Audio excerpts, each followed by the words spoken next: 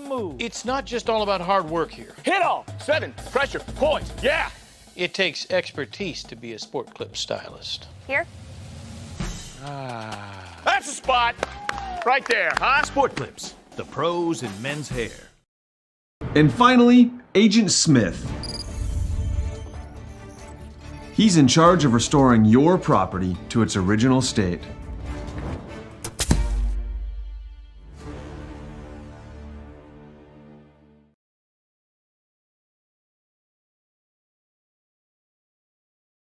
Ackerman Esvold, your neighbors, friends, and family who are working for you. The local team with local availability and accountability for all of your engineering, architecture, environmental, transportation, and land development needs. Your project can rely on Ackerman Esvold. Find them online at ackermanesvold.com. When you start your project, talk with Ackerman Surveying and Associates. Our experienced surveying team guides you in the right direction with planning, platting, and lot and boundary surveys. The trusted name in land surveying, the trusted name in architecture and engineering is Ackerman Surveying and Ackerman Esvold. Find them at ackermanesvold.com.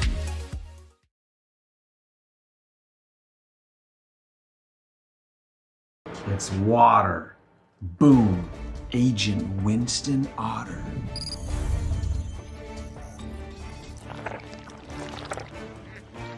He's been called the human sponge.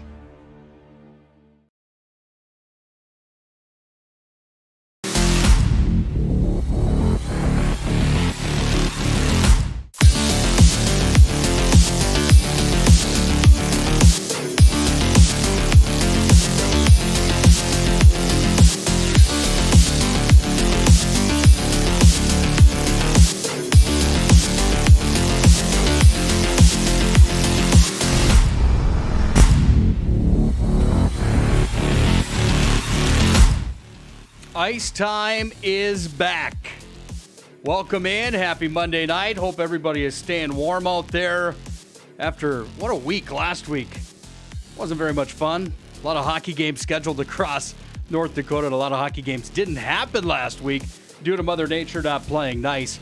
Well, we're back at it this week, and hopefully Mother Nature stays in Larry McFall's basement so we can continue on and end up playing some hockey this week. On tonight's show, we're going to talk to Jordan Willard about a huge matchup tomorrow night. Bismarck High, Minot High, that's our game of the week. We'll talk about that with Coach Willert coming up. We'll also talk to the Minot State head coach and Minotoro's goaltender coach of the North American Hockey League, Wyatt Waselenchuk, on his time in hockey, on his time coaching. He's got a lot of great messages coming your way here tonight, and some pretty cool goalie masks to show you as well on his collection on the wall in his office. We'll do that here tonight as well on Ice Time. I'm Nick Hulberg. Thanks for joining us live from the PSP Network offices just south of the Magic City here in Minot, North Dakota. Keep in mind on our YouTube account here tonight, you can message us. We can interact live here tonight. So if you have questions or comments, feel free to interact live on YouTube here tonight as well. Let's hop into it with our weekend recap and how things went over the weekend, taking a look across the state of North Dakota for hockey on all levels across the state of North Dakota. Starting on the weekend recap, let's look at some of the players that we've got our eyes on across the hockey world and the hockey landscape, starting with Mason Morelli. Minot, North Dakota, played for the Minot Minotaurs, played for Minot High, played for the Fargo Force as well. He's all the way up, one call-up away from the National Hockey League. He's with the Hershey Bears in the American League right now, and not only is he with Hershey, but he's lighting it up right now. 27 games played for him, 4 goals, 15 assists on the season for 19 points. Morelli's a player that leads the team right now with 15 assists on the year. Looking forward to seeing him when he comes back to the Magic City over the holiday break coming up this week. Bismarck's Britta Curl. Yeah, well, she's legit. She played for Team USA last year, NCAA Division I at Wisconsin, and she's lighting it up right now. 18 games played on the season for Britta. 23 points for her on the season. That comes to the tune of 13-10. When you look at other players on this list, there's plenty more in the state. These are the 4 that we highlight tonight. How about Zach Naring? He's predicted to go in the NHL draft coming up for 2023. Naring from Minot, North Dakota, currently playing for the 18 and under team at Shattuck St. Mary's. 29 games played at Shattuck. He's got 44 points. That's white hot right now. He's lighting it up. 23 goals for him on the season. Hoping to see where he'll end up in that NHL draft. A lot of talks about him going pretty high in that draft, actually, as well. And how about Ashton Collins from Williston? Right now, sitting in the North American 3HL with the Alexandria Blizzard. 21 games played for him. 13 points, not bad for Collins. 3 goals on the year, 10 assists, 13 points for him. Let's take a look at the junior hockey landscape in North Dakota and what happened over the weekend and what's coming up. We'll start with the Fargo Force of the USHL. They are red hot right now. You want to talk about a team that's on fire. Fargo's the team right now in the Western Conference. They're first of 8 teams right now, and you see that record at 16-5-0-3. You see why. They are dominating right now in the USHL. They've outscored their opponents on the year 96-57. And in the last 10, they've been on fire at 7-0-2-1. Coming up Thursday after Christmas, they take on Des Moines. Guess what they do on Friday? Same thing. Saturday, same thing. So 3 days in a row against the Des Moines Buccaneers. That's going to be some pretty tough hockey, I'd have to assume, by the middle of that game Friday night into Saturday on New Year's. Hope you can get out to Fargo to check out the Fargo Force coming up after the holiday break. Canuble leads the team right now with 27 points. Swanson not far behind with 23. And you see on the screen there, 3 represented the USA from that Fargo team in the junior games just recently. So congratulations to them. Fargo Force dominating right now. How about the North American League? A little closer to home for me. 2 teams that I worked for back in the day. I actually got my start with the Bismarck Bobcats. Thanks, Tom Briggle. Hope you're watching here tonight. Bismarck not having the year they want to. They're 11-12-2-1 right now, and they've gone 5-4-1 in their last 10. And this is a team that, ironically enough, has outscored their opponents by 4 on the year at 88-84, but somehow they're in the bottom of the barrel inside of the Central Division. See if we can get Lane Senevy on next week on our Ice Time show. They're led by Evan Hunter, 23 points for him, 9 goals, 14 assists on the season. They just got done beating Minot 6-3. It was their teddy bear toss night. That's always a fun one at the VFW Sports Center. Coming up next for the Bobcats, well, it's Minot again. They come to Minot on the 30th of December, and then the traditional New Year's night in Bismarck at the VFW Sports Center against the Minot Minotauros coming up on New Year's Eve. You should definitely take that in if you haven't. It's a fun night in Bobcat country. Minot, well, they're faring a little bit better, but not by much. 13-1-1 for them. 3-7 in their last 10. They're on a bit of a skid right now. You look at who's leading the Toros and what they're able to do right now. 32 points for Longy. It's a 6-3 loss at Bismarck in their last matchup. We talked about the Bismarck matchups coming up in the home right after the holiday break. Well, what else is going on in the hockey world? College hockey, not a lot to report here. Minot State, UMary, Jamestown, Dakota College have Botno, and Williston State. Well, they're on a little bit of a break now for the holiday schedule. Minot State ranked number 1 in the country, however. They're a team that has dominated again here in 2022 at the tail end of 2022. 15-1, they're ranked number 1 in Division I college hockey. Jamestown ranked number 8 in D1. The Jimmies are 9-5-1. The Beavers are 15-1. Both those teams are going to be in action coming up at the start of January 6th and 7th. Minot State goes to Midland. It's Jamestown that will be at home against Colorado State University on the 7th and 8th. UMary having a great season. They're 24-1 right now. They take on Dakota College at Botno on January 4th. I believe that's a Wednesday night, if I'm not mistaken. January 4th for the Dakota College at Botno Lumberjacks. 4-13 for them. They're a team that's struggling just a bit as of late. You know that Rubchinski will get those guys headed in the right direction. And then 4-8 on the year are the Tetons from Williston State. They come back to take on Montana State January 6th and 7th after the holiday break. What's North Dakota up to? Well, the Fighting Hawks right now, they're struggling just a bit inside of the NCHC. Currently towards the bottom of the barrel, only in front of Miami, who's 2-7 on the year. North Dakota's 3-5-2 inside the conference. 12 points for them on the year. Denver leading the way at 8-2. 21 points for St. Cloud at 7-3. Colorado College, Omaha, Western Michigan, and Duluth all on top of North Dakota currently. The big news here for North Dakota, currently not ranked in the U.S. College hockeyonline.com poll. In the pairwise, they are 21st. They're going to have to turn some things around once the calendar turns, coming back with their next matchups coming up, an exhibition game on New Year's Eve against the U.S. development team. That's at the Ralph on the 31st, 4:07 puck drop there. And then on the 6th of January, a non-conference matchup in an exhibition game against Lindenwood at 7:07. Jackson Blake leading the way for North Dakota, 21 points for him.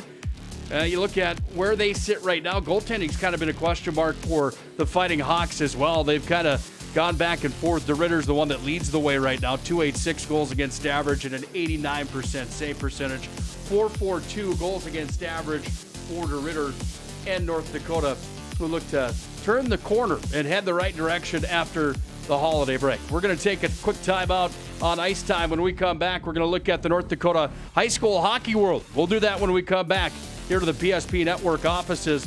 This is Ice Time with yours truly, Nick Hulberg.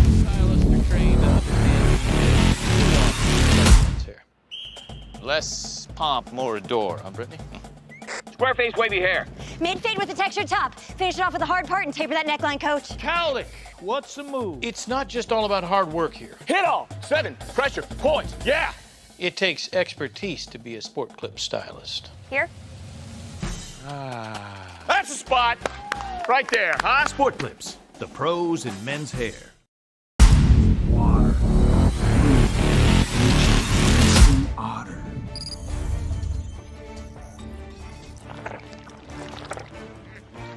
He's been called the human sponge. Ackerman Esvold, your neighbors, friends, and family who are working for you.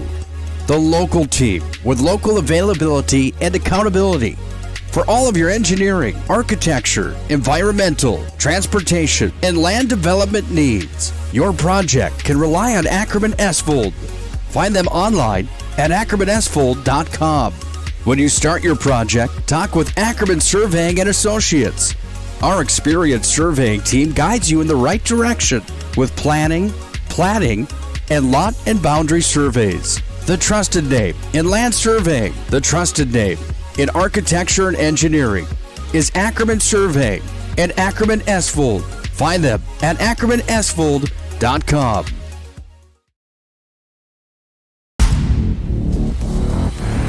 Well, welcome back into Ice Time with yours truly, Nick Hulberg, here on the PSP Network. Glad to have you aboard for another edition of Ice Time. Glad to be back with the hockey show in North Dakota, the podcast and the hockey show that you've been waiting for. We've had quite a break from Ice Time, but there's been some more important things to take care of. I think we're heading in that right direction now. You'll probably see us every single week here on Ice Time, which is always fun to do because we've got plenty to talk about. A couple good interviews coming your way tonight as well. We'll talk to Jordan Willard, the assistant coach of Minot High. You're going to love his backdrop for the Zoom call here tonight. You'll get a kick out of that. Wyatt Waselenchuk joins us as well. He's the head coach of the MSU Beavers and a gentleman that is known in the goaltending world as one of the guys that puts on some pretty great goaltending camps across the United States and Canada. You're going to like that interview tonight as well. But let's hop back in real quick and take a look back at the weekend recap and the North Dakota high school hockey landscape, where we land right now heading into the final week before Christmas break here. And some games that will be played. There's one in action tonight as Minot High taking, Jamestown taking on West Fargo Cheyenne tonight. That's a matchup in North Dakota boys high school hockey. See if we can get an update for you by the time this show is over here tonight. When you look at the West region and the East region, you can see that there's obviously a mistake on that East region graphic right there. We'll get that corrected for you as well. In the West, it's Jamestown number 1 with 12 points on the year for them. 3-2 overall on the season. Bismarck High currently with 9 points. They sit number 2. They're a 2-2 hockey team right now heading towards Christmas break, and they have a big matchup tomorrow when they take on Minot High. The Magi roll in undefeated at 4-0 on the season. They did lose a point in regulation to the Dickinson Midgets. They did win that game in overtime, however, on Kilton Esslinger's goal. He was assisted by Mac Morelli the last time the Magi played. Mandan currently number 4 inside the West region. 4-1 for them. Mandan's legit here in 22-23. Legacy at 2-1 right now. They're a team that I've got my eyes on the Legacy Sabres. They're going to get to the top of this list, I would have to assume, by the time this season comes to a close. They've only got 7 points right now, but mark my words, the Sabres are going to be on the move. Dallas Kuntz's Dickinson Midgets, just what you would expect, a hard-nosed hockey team that isn't afraid to grind. This is a team that is going to be in the mix as well at the end of the year, even though they're 1-4 right now. They gave Minot all sorts of trouble the night that Minot High played them. Botno Rugby 1-1 right now inside of the conference, 1-3 overall on the year. Century's at 1-1 as well, 2-2 for them overall in the season. Century, I'd have to guess, is probably going to climb towards the top again here in 22-23.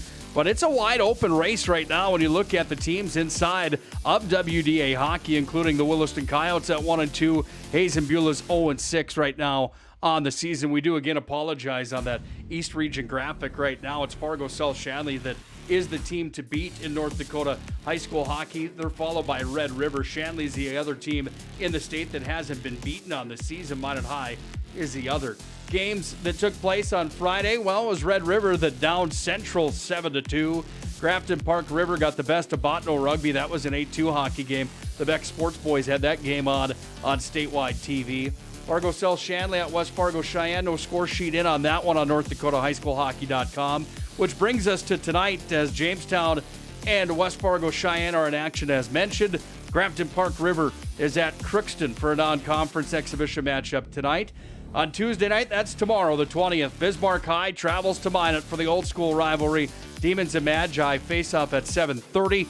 Matt Morelli and I will have the call tomorrow night starting at 7 o'clock for the Shields pregame show. Mandan at Dickinson's a big one. Century at Legacy's a big one. Botno Rugby at Williston's a big one.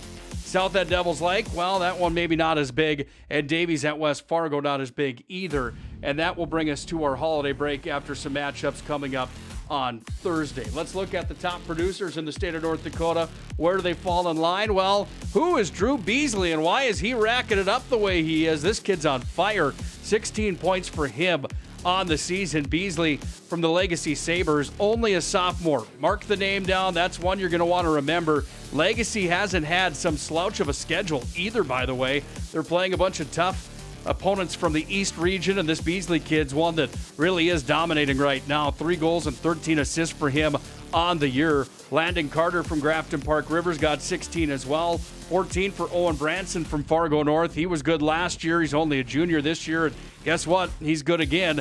Marcus Butts, we knew about him last year for the Legacy Sabres. 13 points on the season. Obviously, he and Beasley are lighting things up. Connor Holm from North, number 5 in scoring right now.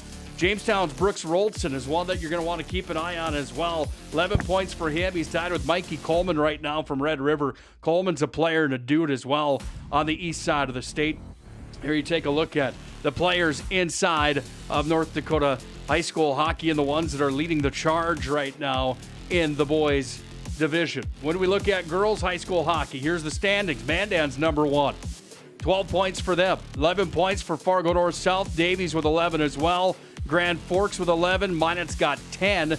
How do you like that log jam at the top of the list? 12 points down to 10, and the top 5 are only separated by 2 points total. It's going to be quite a run for these teams heading down the stretch.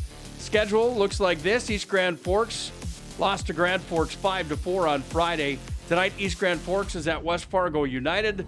Tuesday night, the 20th, Devils Lakes at Jamestown. Grand Forks is going to host Fargo North South, and Davies travels to West Fargo United. On Wednesday the 21st, Dickinson heads to Williston. Century goes to Bismarck High, and Legacy coming up on Thursday the 22nd, and then North South heads to East Grand Forks, and that will shut down the first half of the season as Christmas break will officially be on. Top producers in the state of North Dakota on the girls' side, Ashlyn Abrahamson from Devils Lake, 13 points for her. Gravis, 10 points from West Fargo United. Devils Lake, Siri Olson's got 9 with 2 others. That's Emineth and Doctor. Those 2 can play as well. 8 points here for Afton Langang for Mandan. Michaela Fleck, her line mate, sitting with 8 points as well. Few tied at 7. Nelson and Cope, that's Fargo North South. The Minot High represented on this list. And Alyssa Smith from West Fargo United rounds out the top 10. There's your top producers in North Dakota girls high school hockey. It's been a fun ride so far in the high school hockey season. The biggest problem is that we haven't had any games yet to play We have had some, of course, but just not enough with the amount of weather and postponements that we've had so far. Hang tight. There's more games coming up right around the corner, and that means that the second half of the season is going to be pretty insane as far as games are concerned and how much action there will be on the second portion of the season. There is a game tomorrow night. We enter our third period, and the game of the week, it's Minot High, Bismarck High tomorrow night. That's a matchup between number 2 in the West against number 3. Bismarck at 2, Minot at number 3. We'll talk to Jordan Willard, the assistant coach of the Magi, when we come back and get a preview for that hockey game coming up for tomorrow night's showdown at the Pepsi Rink at Mesa Arena. And then hang around for the overtime segment tonight. We'll talk to Wyatt Waselenchuk. He's a goaltending master and a guy that has some pretty good insight on the coaching world. He's the head coach of the MSU Beavers and assistant coach for the Minot Minotaurs of the North American Hockey League as well. It's ice time with yours truly, Nick Hulberg, here on the PSP Network. Don't go anywhere. Plenty more to come. We'll break down our game of the week coming up when we come back here to the PSP Network.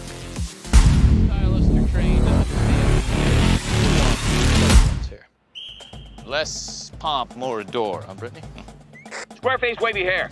Mid-fade with a textured top. Finish it off with the hard part and taper that neckline, coach. Cowlick, what's the move? It's not just all about hard work here. Hit all. 7. Pressure. Point. Yeah. It takes expertise to be a sport clip stylist. Here. That's the spot. Right there, huh? Sport Clips, the pros in men's hair.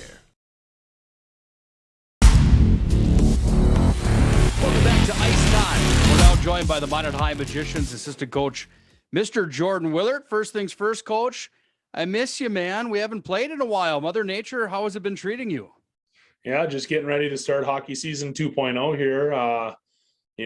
Second season within a season. Mother Nature's been all right. I got my driveway and everything cleaned, and then it was really nice of the city of Minot to come by and pack it back in for me. But no, I mean, thankless hours those guys work, but it's been all right. Before we continue, are you on the can or where are you at right now?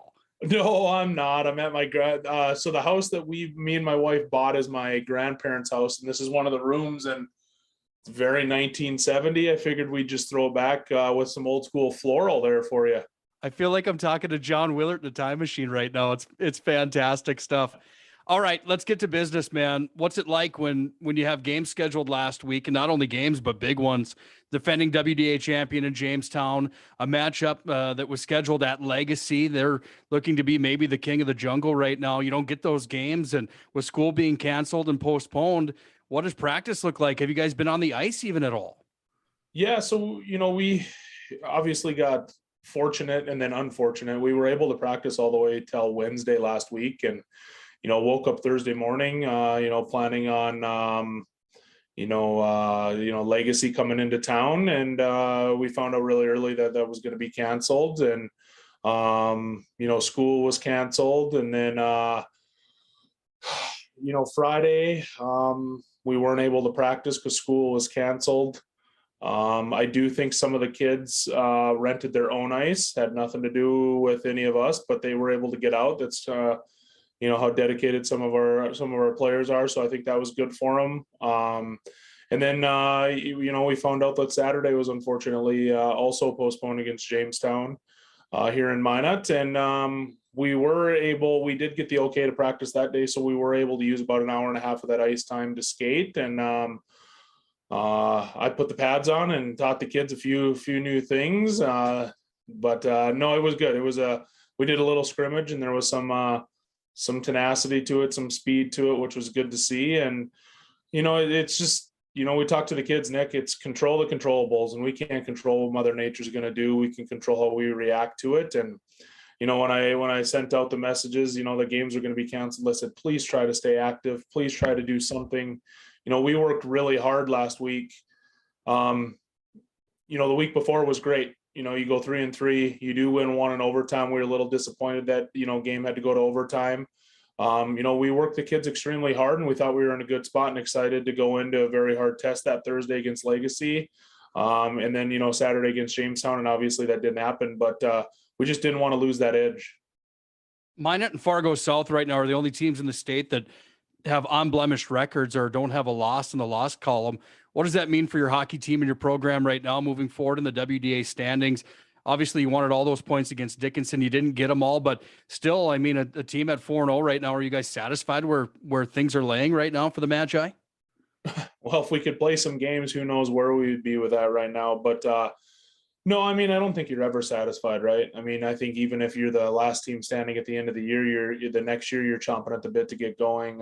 You maybe enjoy it for a while, but we're just ready to get back into it. We're ready to see where we're at, and it's always exciting time of the year here. Close up, early WDA play with Bismarck High tomorrow, and then you head off to Roseau after Christmas, and that's always a really exciting time for us as coaches and for the hockey team. We kind of just let the kids play, kind of work through some things, and play some really good hockey, and get some of that bonding time and some of that togetherness, and just excited for this time of the year.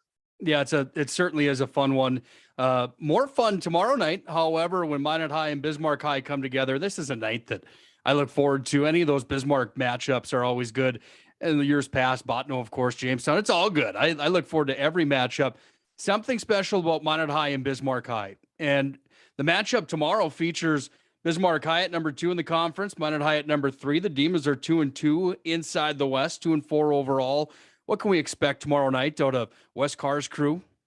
I mean, Wes always has them prepared, right? You got a kid like Gavin Rader. He's pretty good on defense. That Carson Sebastian, Charlie Jerome, a couple of their top point getters right now. And, they always work extremely hard. When you play Bismarck High, you're going to get forecheck through the end wall. And that's just a test to, playing the Demons. It's how it is. It's Minot High, Bismarck High. You're giving me goosebumps talking about it.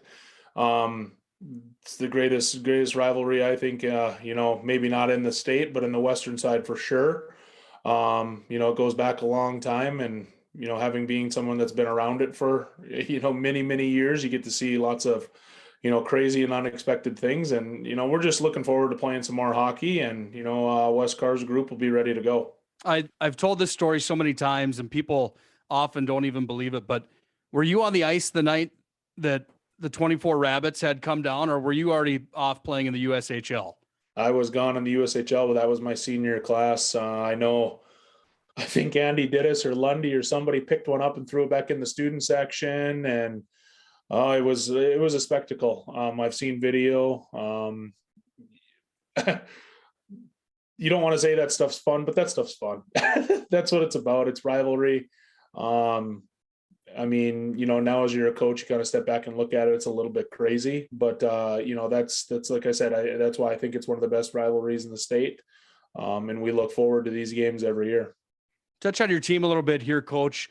Mac Morelli, a sophomore, obviously a special player, 2 points per game right now for him.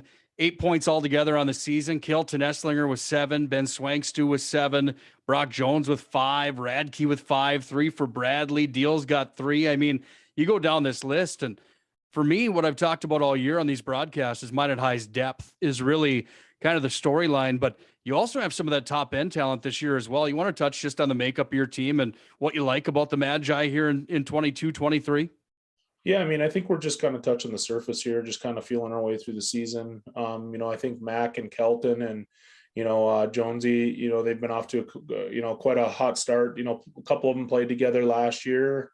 Mac's a kid that, he understands the game, next level. He has a next level understanding of it. And, he knows where to shoot the puck. And then you got the big body in Brock Jones. And, when Jonesy decides to use that body and that frame and that speed and those hands, he's pretty tough. And then, I always tell Kelton, he's a little snake in the weeds. That kid, he's just always slithering around. He's finding pucks. He's extremely hard to play against. And then, they're complemented, really well down the lineup with the Ben Swankstu, who's, scoring goals right now. He's shooting the puck. That kid's hard to play against. And then, you got, Jersey Abrams and Colton Schuster, Briggs Pickard, you go down the line, those kids work extremely hard. And then, I think something that's kind of cool that we fell into is, the Coleman, Panasuk and Bentz, they're playing together. And, that's a line of sophomores right there. Those are kids coming straight out of Bantam hockey. They're extremely fun to watch play. That Carter Coleman is, he's built like a brick house. He can shoot the puck 1,000,000 miles an hour. To tell you the truth, Easton Panasuk, even the way he skates, he looks a little bit like Quinn Fuchs. Minot High fans, it takes you back a little bit. that kid could play some hockey. So he's starting to go into it. And then you got Finley, who's almost like Luis Mendoza from the Mighty Ducks. The kid can skate so hard. He stops better than he does. But, Eli Hansen, Drew Johannes, I mean, and then you throw in the back end. I think we have an extremely deep back end. You got Bradley returning, Freeman returning, Radke, Deal, Coleman. You just go down the list. It's a tight-knit group. It's a diverse group. Brock Matson, the kid wears more pucks than our goaltender some nights. And then as we've talked before on some of the broadcasts and then you go back to the back end and you have Toby Strand and Blaze Ostrom have played the games for us on the varsity side of things and have both done well this year. I think they both have probably had some pucks they want back. They want to squeeze or take care of, but at the end of the day, they've gotten the job done so far. We have Caden Aberley and Ben Culver, a couple other goalies that are, they're knocking on the door and pushing each other. So I just think we're in a good early season spot here. Like I said, Nick, it'd just be nice to play some consistent hockey here. I know we had 3 the other week, but now we've had basically an entire week off, and Mother Nature does that every now and then. But it's just, let's get into some hockey here and kind of see what we're made of. Looking forward to it. We'll have Wyatt Waselenchuk on later on in the show here tonight. He talks about goaltending coming up, and for you guys right now, that goaltending situation, is it a coin flip, or do you guys have a clear cut number one? And who do we see tomorrow? I don't want to put you on the hot seat inside the, I don't know what I'd call that room you're in right now, but it looks like the hot seat without a doubt. What is the scenario there? And I don't want to load you up with one too heavy here, but I'm kind of curious on the goaltending situation at Minot High. Yeah, I mean, honestly, both kids, Blaze and Toby have played well, and we're just rotating right now. It doesn't mean that, eventually sometime one of them might, pull ahead and, play a couple games here or there. But, if they both continue to play well, I think it's a healthy thing. I don't think there's anything wrong with it. Competition is good. What do they say? Iron sharpens iron, or steel sharpens steel. If both kids are working extremely hard and, things are working out for them, I think it's a good thing. They're both being good teammates right now. When the other kid is playing, the other one's on the bench, getting the guys going, getting just kind of taking care of each other. So I think it's just kind of a healthy thing we have right now. And, we go in tomorrow, and I think Toby's going to get to go tomorrow. He's up, it's his turn. And, we'll see how it goes. The team, hopefully the team plays hard in front of him, and, Toby's very capable as he's shown, and, we'll move on from there. Looking forward to it. We'll see you at the Pepsi rink tomorrow about, I don't know, probably rolling about 4:30 or 5 tomorrow night. I'm sure you'll already be there and ready to go for the Bismarck High Minot High matchup. Yeah, as soon as school's over, I think I'll get myself out there, because I feel like as soon as I'm in the building, they can't cancel the game. So I just got to make sure I get there. Get there. I'll be there. Let's make it happen. Great to see you, man. Thanks for your time tonight. Love the artwork on the walls, man. I'd love to see the rest of the house someday. Yeah, we got a blue toilet upstairs, so I can show you that sometime. I appreciate you. We'll see you tomorrow night. Yep. Thanks, Nikki. That's Jordan Willard, the assistant coach of the Magi. Minot High takes on Bismarck High tomorrow night. We'll have the call for you right here on the PSP Network starting at 7 o'clock.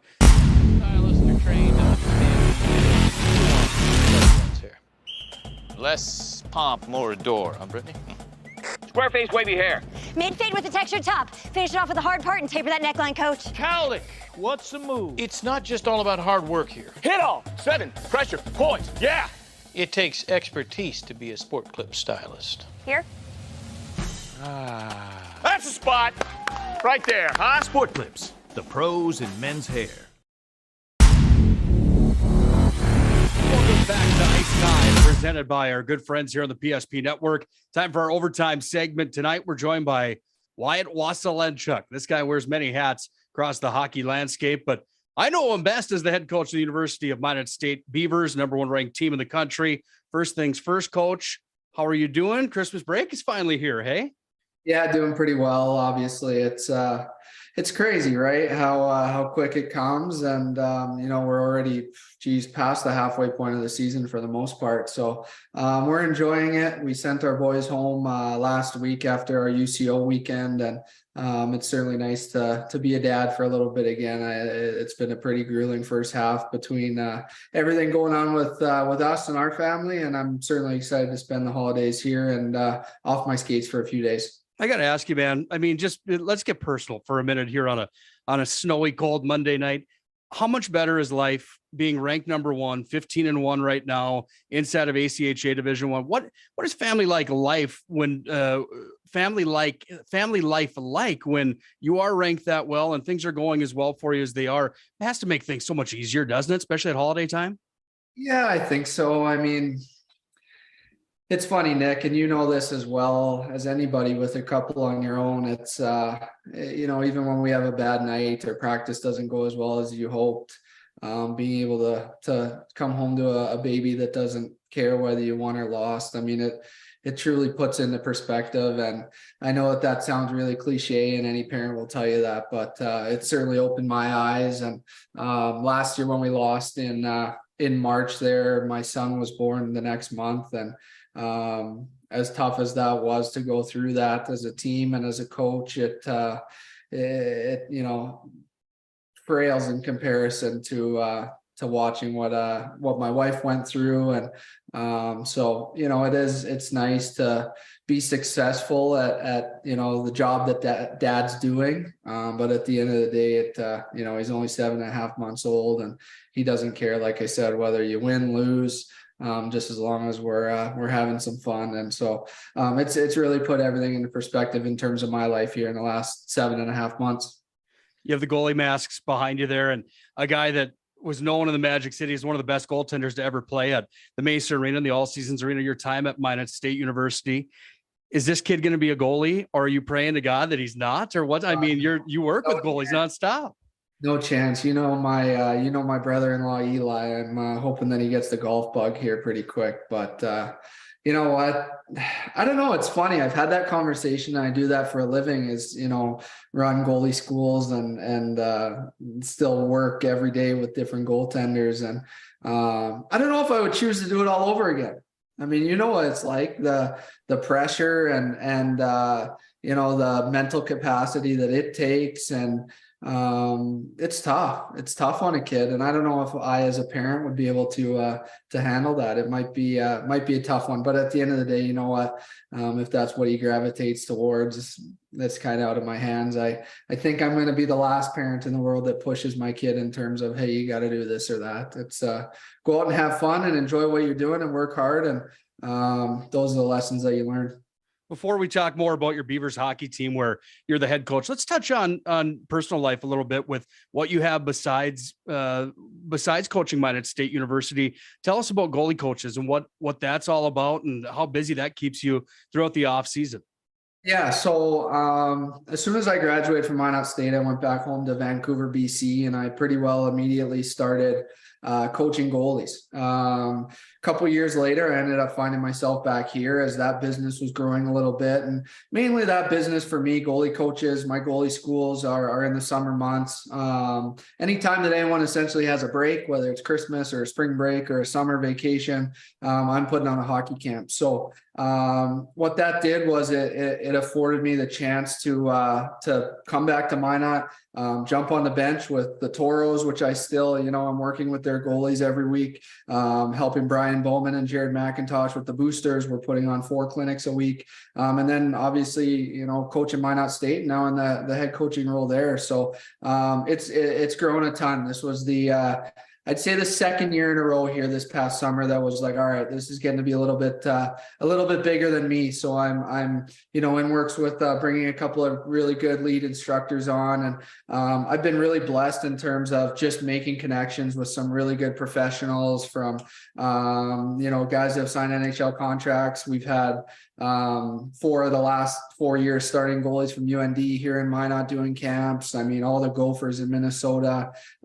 We've built a pretty darn darn cool network. And I say that all the time. I'm nobody special. I know that you like to pump my tires a little bit, but in the grand scheme of things, I was nobody special in terms of me as a player. But now being able to run a program where I have a couple Gophers in Minnesota on the ice, getting touches with 10, 12-year-old kids and seeing professional goalies on the ice with our kids and bringing those kinds of minds in for the kids that we work with is pretty darn cool. And it's certainly a full-time job in itself, to say the least. We had just under 400 goalies over 6 weeks of camps last summer and keep on continuing to grow. So it certainly keeps me busy, but you know what, even on the worst of days, I'm still putting on my skates for a living, and not a lot of people can say that. So I'm pretty darn fortunate. 2013, you win a national title with Minot State University. You're selected as player of the year for the entire ACHA. How much are you learning today about the sport and about that position and goaltending through the guys that you're bringing in? I mean, obviously a student of the game and a teacher of the game, but how much are you still expanding the mind, and how rare is it that you find something that you might not have already known?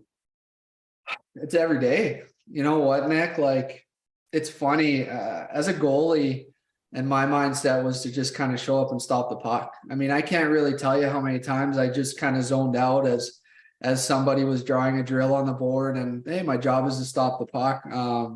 I've had to really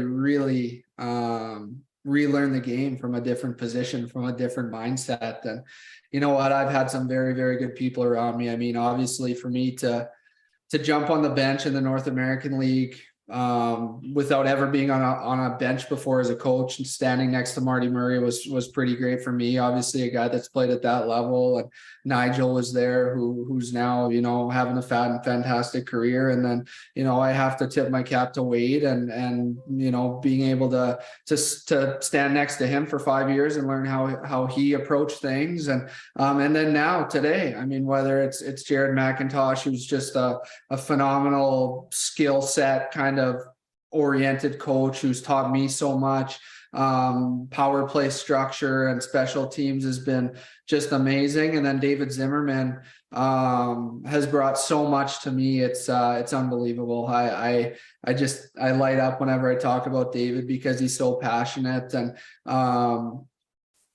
I'm learning every single day. You know what, Nick? And I'm learning from my players. I'm learning from my captains. I'm truly still pretty darn new to this. And some days when things aren't working, Carter Barley's no stranger to tell me like, hey, Waz, this isn't working, man. Like, we need to do something different. And I never take that in a negative tone. I take that as like, all right, let's look at it. How can I get better as a coach? And you and I both know that the coaching world, the coaching fraternity has changed a little bit in terms of your philosophy. Gone are the days of not being approachable, not being personable, not caring about your kids. And I truly believe that that's my strength as a coach, is I have a lot to learn in terms of the X's and O's and the systems of the game.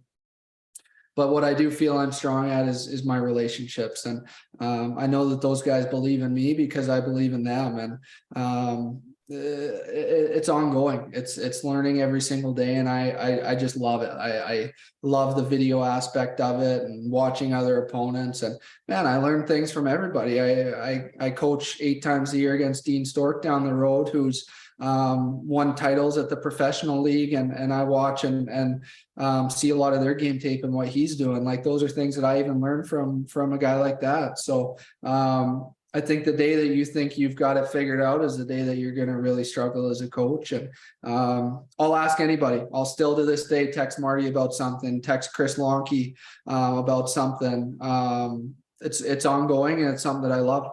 I love it, man. Next time you talk to Lonks, you'll have to ask him about Winnebago, man. You'll get a kick out of that. That's a little inside joke here tonight, but Lonky doing good things as well, man. I have to ask you, when you were a kid, did you have any coaches that were hard on you, that yelled and screamed, or how did your youth days go? Do you have any memories of coaching and things that happened as a player that you have changed now that you're a coach?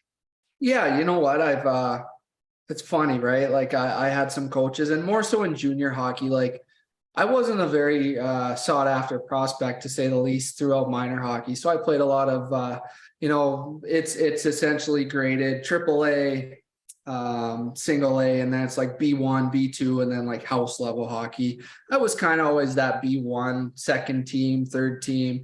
I played AAA a couple of times from the age of 9 to 15. And then I kind of figured it out a little bit when I was maybe like 15, and then major midget to junior A to college, and kind of jumped into that. But as a young kid, not really too much. I think the first influential coach was my major midget coach when I was 16 years old, and he's the guy that still to this day gave me my start as a coach. When I moved back to Vancouver after graduating from Minot State, I hadn't talked to him in 8 or 9 years. He was running a training facility called Hardcore Athletics in Coquitlam, British Columbia, and I was fortunate enough to get my degree in sport specific training, and he gave me a shot to really start building a goalie program where I was working with kids off the ice. And then I kind of parlayed that into being on the ice. But Dono was really good for me. He was a guy that I respect the hell out of. He was the first guy to ever, tell me not to wear a hat at the rink, and to, present yourself in a way that you would want someone to be proud of you. And I learned so many life lessons from that guy, and I owe him, it's hard not to get almost emotional talking about it. We texted last week. He owed me a lot. My old man was pretty darn tough on me growing up. And I think having that kind of, other father figure in a way, as I went through, like I said, midget and junior hockey, was really nice for me. And my dad wanted the best for me. And I think he always knew that I had a little bit more to offer. But hey, you know what? Like, you grow from that too. Like, that's something that I look at, how I was raised through my parents. And these are the lessons that I'm going to take in with my kid. And on the flip side, like junior hockey, I'll be honest, I had a couple guys that were not great, to say the least. And then I had a couple guys that were amazing. And Barry Wolf, who's now in Swan Valley, took a chance on me in the British Columbia Hockey League. And he actually ended up cutting me once and trading me once. And we still talk once a week. So that tells you what I kind of think of a guy like Barry. And on the flip side, I had a couple instances that weren't really great, and some coaches that, again, not to throw anybody under the bus, but just not the way that I would approach my team as a coach. So and those are life experiences as well that like mold me as a coach, right? This is how I felt when I was under this coach, and I didn't really feel great about it. But on the flip side, there was a coach like Barry or a coach like Dono, my midget coach, that those are guys that I want to be like. Those are the role models in my life that I want to be for my kids, and I'm coaching now. Every player is different, obviously. I mean, a guy like you, let's take me and you as examples. Player of the year in college hockey for the Beavers, and a kid that struggled to make the JV, starting spot for Minot High back in the early 2000s. However, I mean, I got some games in there that are pretty special when I got to midget hockey, my junior and senior year of high school. But how much does the approach change from kid to kid, depending on that skill level or that compete level or that mental toughness? Goaltending is just such a, man, it's the most unique position in all of sports, if you ask me, with what really has to be upstairs and that focus level and being able to forget that red light coming on. How much does it change from kid to kid or player to player? And not only at youth levels, but now that you're coaching college hockey at a high level, is it, do you see that same change from all your guys that you have in the paint now? Man, it's the hardest thing ever as a coach and a goalie coach, if you will. Because I truly believe this, and this isn't to deter anybody or anything like that, but you almost have it or you don't. And I mean that in the sense of your mental capacity to stand in there and not flinch and just bear down and stop pucks. Like, that's not a natural thing, right? I was doing a Zoom last night with a fella, Connor Lecouve, who played at BU, played for Mankato, and then he's over in Europe now playing in Slovakia. We had a Zoom last night. And we were talking exactly about this. Like, it's not natural to stand in there and get this frozen piece of rubber fired at your collarbone or your head. And I see it every day, right? There's kids that are out there that are trying to be goalies or trying to be athletes. There's some out there that are athletes, that are goalies. And then kind of to compound off of that too, as you get older, and I've said this a lot, Jake Anthony skates no different than Carey Price, right? Riley Wallace skates no different than, any pro out there. But what's the difference in terms of a kid being able to look like that in a practice versus I can do that in front of 10,000 people. I can do that in front of 20,000 people. I can do that against the best players in the world, right? Your skill set as a goalie, I'm not going to say it gets capped out by any means, but any good 16-year-old that's looking or knocking on the door of playing major midget or junior hockey, major junior college hockey in the coming years, they all know how to shuffle and butterfly slide and T-push and do all these things. But who can track a puck off a stick that's coming 85 miles an hour? Who can do that with a crowd of people chanting your name or swearing at you or whatever that may be, depending on the building? That kind of stuff, Nick, I don't know if you can teach that. I don't know if you can truly teach that. Now, I do think that there's a ton of really, really good mental performance coaches and that deal with a whole different world of things. But I can tell you like 100%, I wasn't mentally strong enough for that, right? Like there's a reason why I played at the level I did with probably a skill set that maybe exceeded that level of play at the time. And that's not a knock on the ACHA. It's grown a ton. But I remember, Nick, I'll tell this story to you. In the national championship game, I had stopped 30 shots out of 31. And we were up 5-1 going into the third period. For 3 years up until that point, I stepped on the ice with my right skate. Going into that third period, I stepped on it with my left, and I gave up 4 goals on the next 12 shots. And I remember like thinking about that effing skate. And that's a problem for a goalie, obviously. Now we just so happened to have a hell of a team, and we ended up scoring 4 on our own, and we won it 9-5. But that shouldn't have affected me, right? And I think back of that a lot. I tell that story at almost every camp. And it's just funny, right? Like I wouldn't have had the ability to play in front of 20,000 people consistently. I just wouldn't have, because my emotions and my mental, strength wasn't as good as it needed to be. And you know what, in the same breath, like there's 62 full-time NHL goalies right now, right? In the entire world. I mean, to put that into perspective, in Regina this year, a small place like that, I had 63 goalies just at one goalie camp, right? So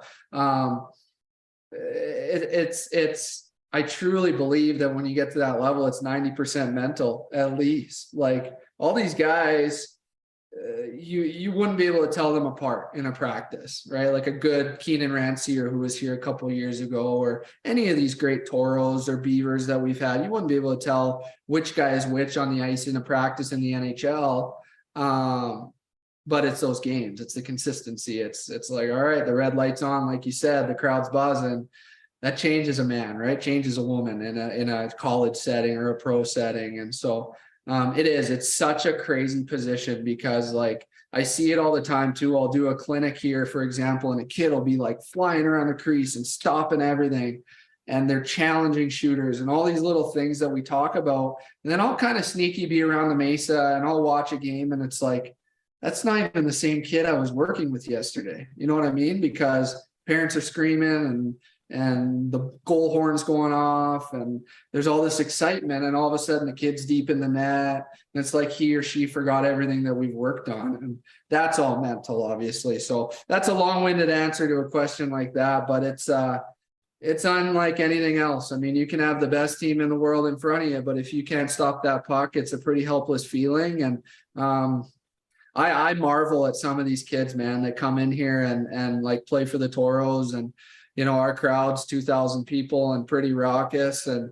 some of these kids just come in with ice in their veins. And it's like, man, I didn't even know there was a single person in the crowd, right? Like, that's pretty amazing to me.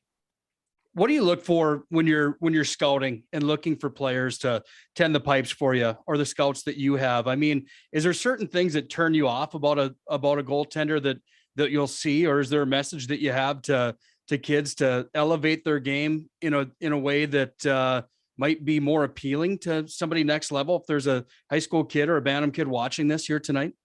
You know what? I think it goes back to what we were just talking about a little bit. Just like body language is everything for me.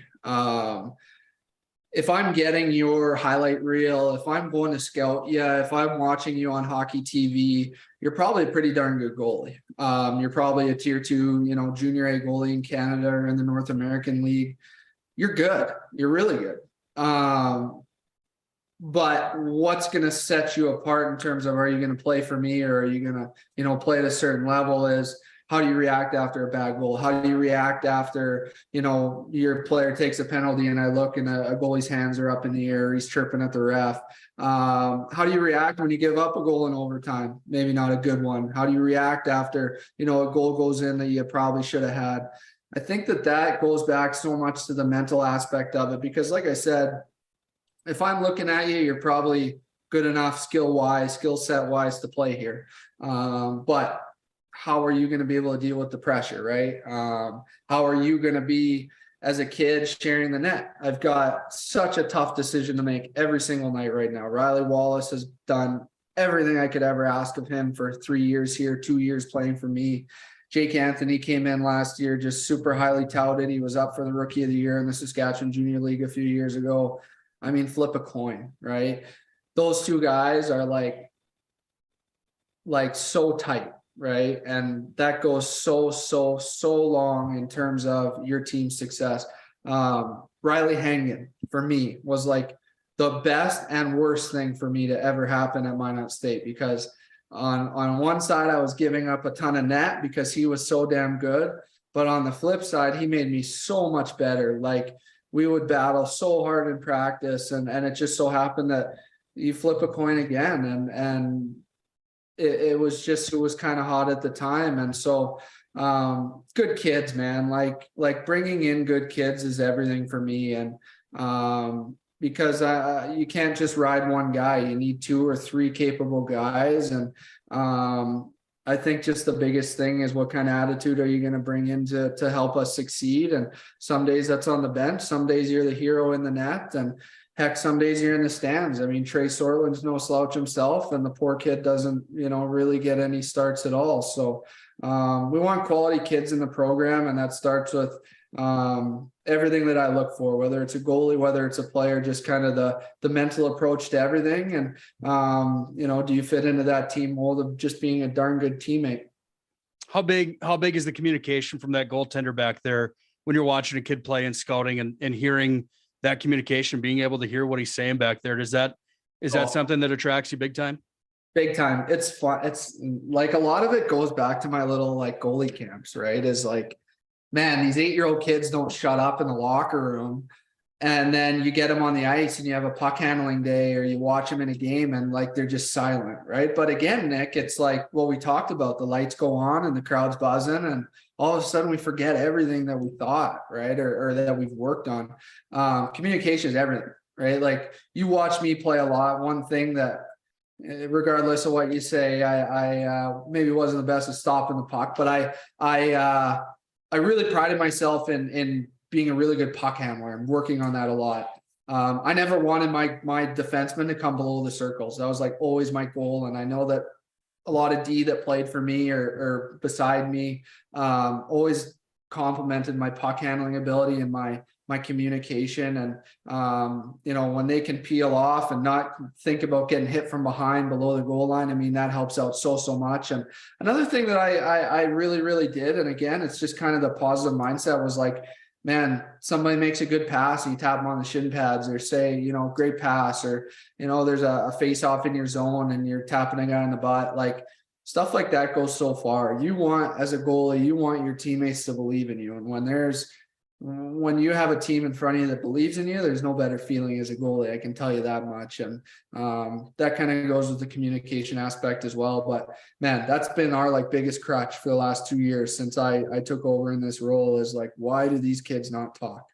And it just drives me nuts. I mean, any guy will tell you how many times I've blown it down this year because it's just too quiet. We're not right. The game happens too fast. Players and teams are forechecking so hard. We need to get better with our communication, with our exchanges, and that stuff starts in practice. But it's funny, like I said, they love to talk and chirp off all the time, but then when it's push comes to shove and it's important, they kind of get a little quiet. So it's an ongoing battle for sure. Couple more things for you, man. I can talk goalies all night. You see the goalie masks behind me. I see the ones behind you. I'm a little jealous that I recognize the Bray Efforts mask. Yeah, that's sweet. Yeah, that's the original Bray. He gave me that last year actually at the Minot High alumni game. That was pretty special, man. That meant a lot to me. I actually have a Bismarck High goaltender by the name of Logan Hendrickson. He gave me his game worn jersey a couple it must have been last winter. That was pretty special too, man. That was pretty neat. But that memorabilia goes such a long way, especially when you got paint on these. Tell us about those two masks back there real quick before we let you go, will you? Oh yeah, here. Why don't I just pull them down for you? So these were pretty cool. Obviously, these were my this was my Minot State one that I had done my sophomore year. I think my first year I didn't want to jinx it. The year before in junior, when I was in the Saskatchewan Junior League, I got my Nipple and Hawks mask painted. And I mean, that might as well sign my death warrant because I was gone like a month later. So I vowed that my first year in Minot, not knowing anything about it, or even I pretty much came here on a tryout, like, all right, man, come on out. So I stuck with a white mask, and then after the first year, I figured, all right, so we'll get it done. So I sent this one out to a guy, Dave LaRue, out in Quebec, and it just turned out awesome. Obviously, it's kind of got the wood grain look to it, and the Minot State crest up top. I put on the little welcome to North Dakota road sign and nickname on the chin, and then just some initials and stuff. But I wore this thing for like 3 years, man. It kind of turned into the lucky mask, and I absolutely loved it. And it's weird, it's just kind of sits up there and I don't really think about it, but when I hold it, it kind of gives you chills a little bit. It's wild. It brings a lot of memories back for me, man. That's a level 10. That's a level 10 paint job on that thing. That is. Yeah, he's pretty darn cool. Does a lot of NHL masks. And then my senior year, I was like super fortunate, man. I don't know how it came about, but being a Canadian with a mom from California, the World University Games team through Team USA said, hey, is it true that you have dual citizenship? I said, yeah, I've never really applied for my passport or anything. But would you be interested in playing for us if you got that passport? I said, oh, heck yeah, of course.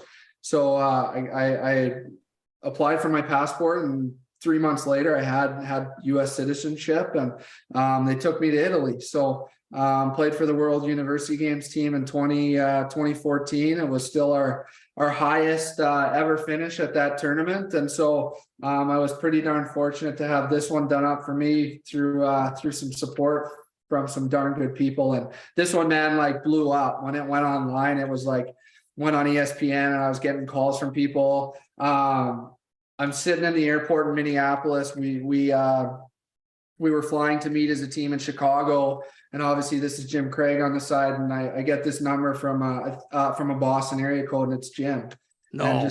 And just wanted to say, like, hey man, I just wanted to say it was a pretty big honor to see you in that ESPN article about your mask, and good luck over there. And you know what, Nick, like for a kid playing in the ACHA at the time, like to represent your country or a country by any means was pretty damn special. So to get that phone call was wild. And USA Hockey was just like first class to us through and through. And that was as cool an experience as I ever had in the game of hockey. And then you got Uncle Sam, obviously, and then I had to do the little red, white, and blue beavers on the back. So this one's like unbelievable, man. It was like worn for 5 or 6 games, and now it's just a pretty cool conversation piece down in the office. But pretty amazing, pretty darn cool how talented others around us are at doing things like this, because I can barely write my name some days. I love it, man. Those are level 10s, man. I love it. I love it. Final thing for you tonight, Coach. In all your experience, all your playing days, coaching the Beavers now, coaching the Minot Minotauros North American League, and your goaltending coaching that you're doing all across North America and Canada, what words of wisdom or advice do you have, not only for goaltenders, but for hockey players as their seasons continue on here? Do you have any token words of wisdom for players that continues move on, or their careers move on and seasons continue here? And you know what? Like, play as long as you can. I know that sounds silly, but there was a time when I was when this mask was my kryptonite there, when I was, just traded back to BC, and I'd moved twice now in a year. And I remember calling my dad, and I was bawling like a baby and just saying, like, this is it, right? Like, I don't want to do this anymore. And, I'm ready to work and play some junior B back home and just, have some fun for my 20-year-old year of hockey. And, he talked me into sticking around and just sticking with it. And it's been such a part of my life for so long. Like, you've got a year and a half left, and why give it up now? You have your whole life to work. You have your whole life to mold who you want to be as a person. Like, you'll always regret not sticking with it. You'll always regret what if. And, I wasn't an NCAA Division I athlete like we all hope out of playing junior A hockey, but that conversation with my dad that night stuck with me, and I had a great finish to my 19-year-old year, and my 20-year-old year was pretty darn good. And then that led me to Minot. And Nick, the life I live right now is it's hard to believe some days. I've got a wonderful wife and son, and I'm not worried about where my next paycheck is coming from to be able to do that and live a life where you're relatively comfortable. And man, you start thinking about it around the holiday season and how many around us are less fortunate. And I owe it all to hockey. I owe it all to my dad, talking me off the ledge a little bit there and sticking with it. And like I said, I'm a nobody in this game. I played ACHA hockey and I took it very seriously. But it's given me the life I have today. It's given me the opportunity to sit here and meet friends like you. And man, who would have known 12 years ago that I'd be sitting here coaching this team that means so much to me, and working with so many athletes throughout the year that just it means the world to me. And so even when times get tough, man, just stick with it. You never know who's watching. You never know where this game will lead you. And if all else, what I tell parents all the time, you're going to learn a lot of great values through the game of hockey, right? That hard work, that dedication, that waking up early. It's funny, like a guy like, let's use Rhett Locke, for example, graduated with us here, and he's getting ready to get into law school. And I got a reference call a couple months ago. He's going to go out to school in British Columbia, and comes to the top of the pile because he's a hockey player, right? He's organized and obviously knows the work ethic, and that's not just hockey, but organized sports in general. So there's so many life lessons you learn from it. I know nothing outside of hockey in my life. It's all I've ever known. It's all I've ever stuck with. And, that's all I would say is don't ever give up. You never know who's there, and you never know what kind of part of your life it could be. Sure. Appreciate you, man. Great message. Great talking to you.